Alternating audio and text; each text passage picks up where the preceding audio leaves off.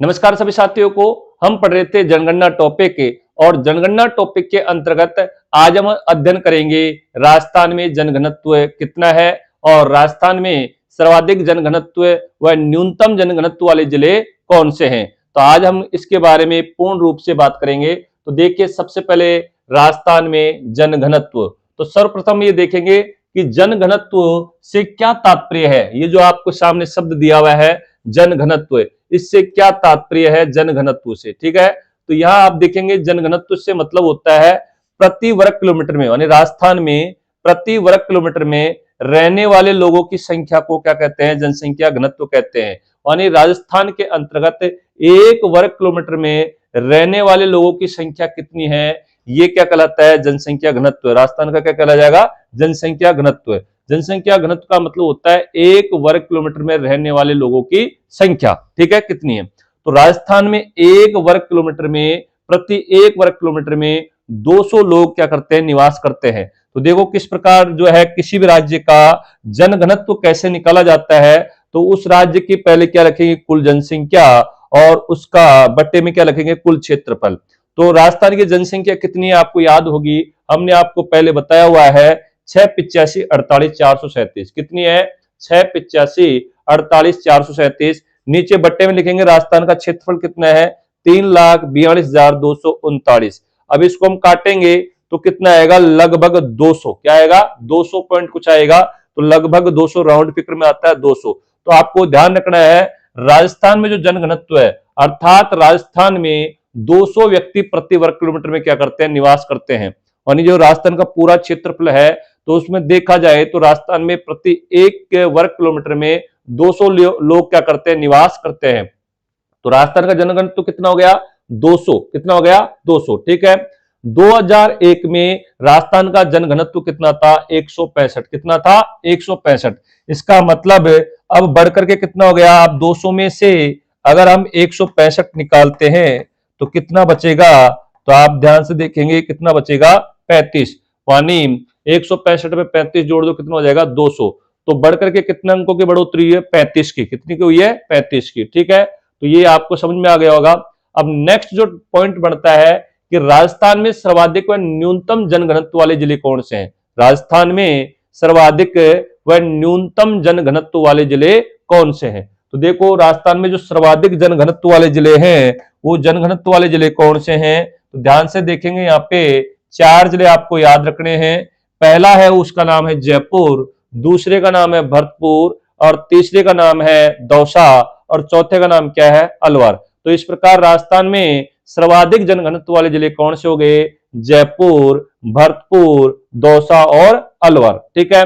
इधर आप आओगे राजस्थान में न्यूनतम जनघनत्व वाले जिले कौन से हैं। तो आप कहोगे जैसलमेर, बीकानेर, बाड़मेर और चूरू। इस प्रकार ये न्यूनतम जनघनत्व वाले जिले हैं, ठीक है। अब यहां पर आपको याद नहीं होता है तो आपको इसके ट्रिक के द्वारा भी आप इसको याद रख सकते हैं। आपको हमने उसमें दूसरे जो वीडियो में बताया था, हमने बताया था कि 2 दोस्त होते हैं। क्या होते हैं, 2 दोस्त होते हैं। एक दोस्त का नाम क्या है, राम। एक का नाम क्या है, राम, और एक का नाम क्या है, श्याम।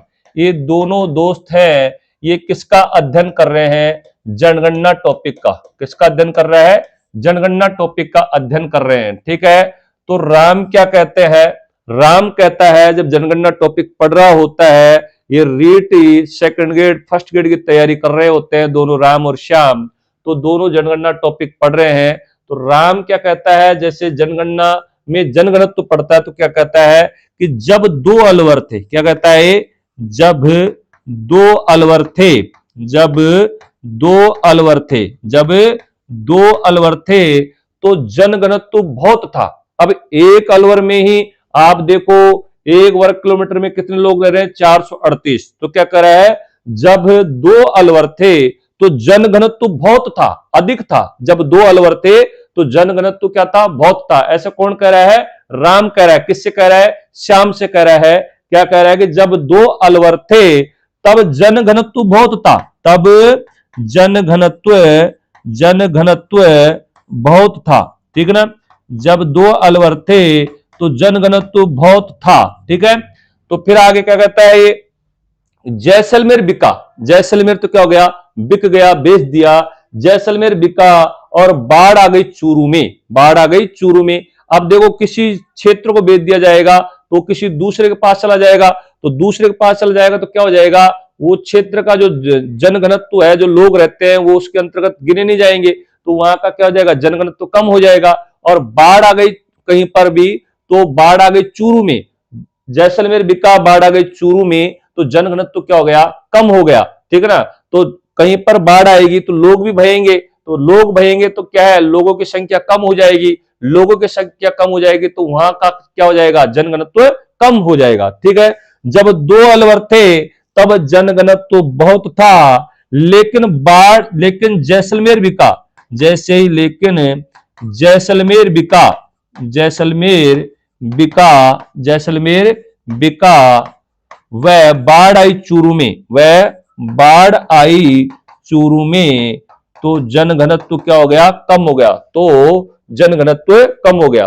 तो फिर से सुन लीजिए, राम और श्याम दो दोस्त हैं, दोनों दोस्त जनगणना टॉपिक का अध्ययन कर रहे थे। तो राम क्या कहता है, अध्ययन करते हुए जनगणना में जनघनत्व पढ़ रहा है, तो क्या कहता है कि जब दो अलवर थे तो जनघनत्व बहुत था, जब दो अलवर थे तब जनघनत्व बहुत था, लेकिन जैसलमेर बिका और बाढ़ आई चूरू में तो जनघनत्व क्या हो गया, कम हो गया, जनघनत्व कम हो गया। तो ध्यान से देखेंगे, यहाँ पे जैसे बन जाएगा जयपुर, भै से बन जाएगा भरतपुर, दो से बन जाएगा दौसा और अलवर से बन जाएगा अलवर, ठीक है।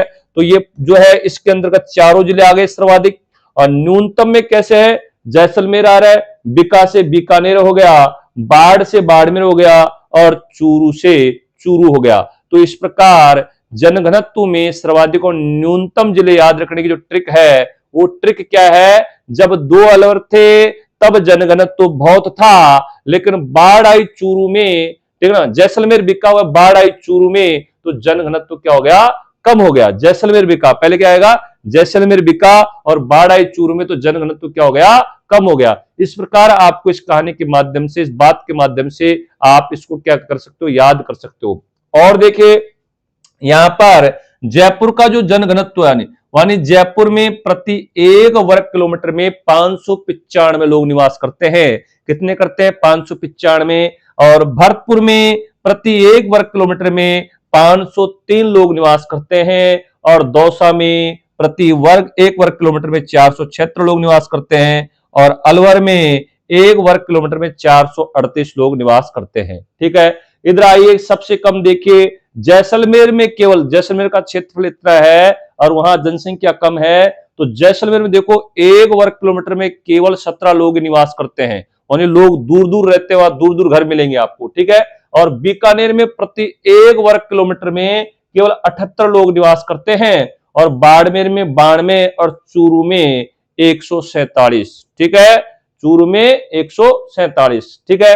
तो इस प्रकार आप इनको याद रख सकते हैं। और भी देखो, यहां पर जो 500 से अधिक जनघनत्व वाले जिले हैं वो दो हैं, जयपुर और भरतपुर, 595 और 503। और राजस्थान में 500 से अधिक जनघनत्व वाले जिले कितने हैं, दो हैं, कौन कौन से, जयपुर भरतपुर। और यहां पर आप देखोगे राजस्थान में 100 से कम जनघनत्व वाले जिले कौन से हैं, तो 3 हैं, जैसलमेर, बीकानेर और बाड़मेर, जैसलमेर, बीकानेर और बाड़मेर। इस प्रकार हमने पढ़ा क्या, राजस्थान में जनघनत्व। तो फिर से एक बार सुन लीजिए, सबसे पहले कि सर जनघनत्व से क्या तात्पर्य होता है, प्रति वर्ग किलोमीटर में रहने वाले लोगों की संख्या को क्या कहते हैं, जनसंख्या घन कहते हैं, जनघनत्व कहा जाता है।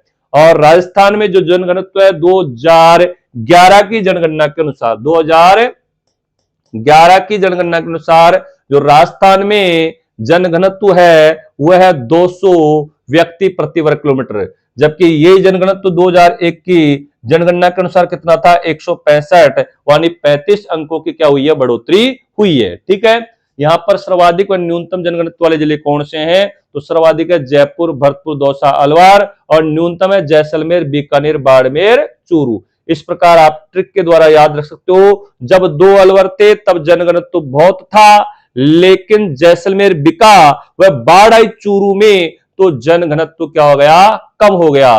इस प्रकार आप इस जनघनत्व टॉपिक को याद रख सकते हैं। थैंक यू, धन्यवाद।